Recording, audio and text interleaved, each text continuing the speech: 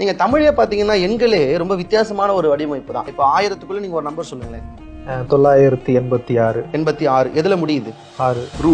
ஊல முடியுதா? வேற ஏதாவது ஒரு நம்பர் சொல்லுங்க. ஏதாவது ஒரு நம்பர். 102. 102 எதுல முடியுது? ஊல முடியுது. இன்னும் வேற ஏதாவது நம்பர் சொல்லுங்க. 300 எதுல முடியுது?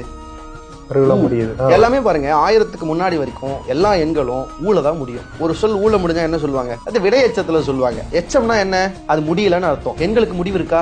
எண்களுக்கு முடிவு இல்லை என்பதால் தமிழில் எண்கள் கூட எச்சத்திலேயே இருந்தது. 1, 2, 3, 4 இருந்து நீங்க 1000 மட்டும் ஏன் இல்லைன்னா நம்ம தமிழ் மரபுல 1000ங்கிறது ஒரு கம்ப்ளீஷன், டெம்பரரி கம்ப்ளீஷன். திரும்ப 1001, 1002ன்னு வரும். ஸோ அப்ப எண்களுடைய பேரிலேயே இந்த எண்களுக்கு முடிவில்லை, இன்ஃபினிட்டி என்பதை சொல்ற சிறப்பு வந்து தமிழ்ல இருக்க சொல்ற ஒரு விஷயம். தமிழ்ல இருக்க மாதிரி வேற லாங்குவேஜ்ல இருக்கான்னு சொல்ல முடியாது. அப்படிதான் நான் சொன்னேன். இன்னொன்னு 8யும் 10யும் கூட்டினா 80, 7யும் 10யும் கூட்டினா 70, ஆனா 9யும் 10யும் கூட்டிங்கன்னா 90 அப்படின்னு சொல்றாங்க. 7யும் 100யும் கூட்டினா 700, 8யும் 100யும் கூட்டினா 800, ஆனா 9யும் 100யும் கூட்டினா 900ங்கிறாங்க. இப்போ 100 வரத்துக்கு முன்னாடியே 90 வந்துருது, 1000 வர்றதுக்கு முன்னாடியே 900 வந்துருது. ஏன் இந்த மாற்றம் வந்தது அப்படிங்கிறது வந்து பெரிய ஆராய்ச்சிகள் உண்டு. தொல்காப்பியரும் நன்னூலும் இதுக்கு ஒரு விதி சொல்லுது. இது எப்படி மாறுச்சு இப்படி அப்படின்னு ஒரு விதி சொல்லுது. அதை நம்ம ஏற்றுக்கொள்ள வேண்டிய ஒண்ணு. ஆனா திருவருட்பிரகாச வள்ளலார் அதுக்கு ஒரு சூப்பரான ஒரு விளக்கம் கொடுத்தார். என்னன்னா, இந்த 9ன்னு இருக்கு பாருங்க, அதுவே முதல்ல வித்தியாசமானது தான். 1, 2, 3, 4, 5, 6, 7, 8 சரியா இருக்கு. 9, 10க்கு முன்னாடியே 9ன்னு வந்துருது. அப்ப என்ன வள்ளலார் சொல்றாருன்னா, 9ங்கிற சொல் அது உண்மையான தமிழ் சொல் அல்ல. உண்மையான தமிழ் சொல் தொல்பத்து அப்படிங்கிறது தான். தொல்னா ஒன்று குறைந்ததுன்னு அர்த்தம். ஒன்று குறைந்தது 9. அப்ப அதே ஃபார்மேட்டை தான் எல்லா எண்களுக்கும் பயன்படுத்துறாங்க. 100 100ல் ஒரு பங்கு குறைந்தது, 900 1000ல் ஒரு பங்கு குறைந்தது அப்படின்னு இந்த அழகு தமிழ் எண்கள் இருக்கக்கூடிய அற்புதமான விஷயம் அப்படின்னு நினைக்கிறேன்.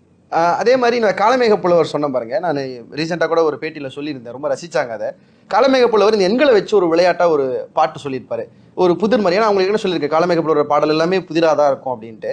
அவர் என்ன வச்சு ஒரு புதிர் போடுறார். என்னன்னு, பூனைக்கு 6 கால், புள்ளினத்திற்கு 9 கால், யானைக்கு கால் 17 ஆனதே மானை கீழ் அப்படின்னு ஒரு புதிர் போட்டு எழுதினார். நம்ம சடார்னு பார்த்தோம்னா பூனைக்கு எப்படி 6 கால் வரும், புள்ளினத்துக்கு எப்படி, புள்ளினம்னா பறவை, பறவைக்கு எப்படி 9 கால் வரும், யானைக்கு எப்படி 17 16 கால் வரும், இது நமக்கு கன்ஃபியூஷனா இருக்கும். ஆனா இது வந்து தமிழுடைய எண் விளையாட்டை வந்து காளமேகர் செஞ்சிருப்பார். நீங்க ரொம்ப உள்ள போனீங்கன்னா அவர் வேற விளக்கம் சொல்றாரு. பூனைக்கு அப்படின்னா பூனை இல்ல, பூ நக்கி, பூவை நக்குகிற வண்டுக்கு 6 கால்.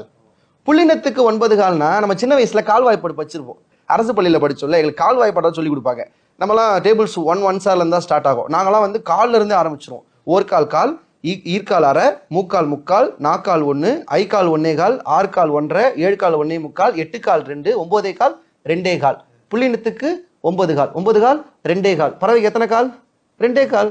அப்புறம் யானைக்கு எத்தனை கால்? கால் 17 ஆனதுங்கிறார். 17 கால் 4 கால். யானைக்கு எத்தனை கால்? 4 கால். கரெக்டாக தானப்பா சொல்றேன் அப்படின்னு இந்த மாதிரி புதிரான பாடல்கள் எல்லாம் தமிழ்ல என்ன வச்சு காளமேக புலவர் செஞ்சு